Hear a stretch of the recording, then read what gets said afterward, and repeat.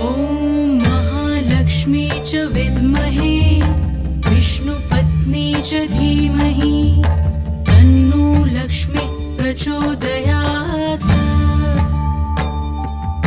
ॐ महालक्ष्मी च विद्महे विष्णुपत्नी च धीमहि तन्नो लक्ष्मी प्रचोदयात्। ॐ महालक्ष्मी च विद्महे विष्णुपत्नी च धीमहि तन्नो लक्ष्मी प्रचोदयात्।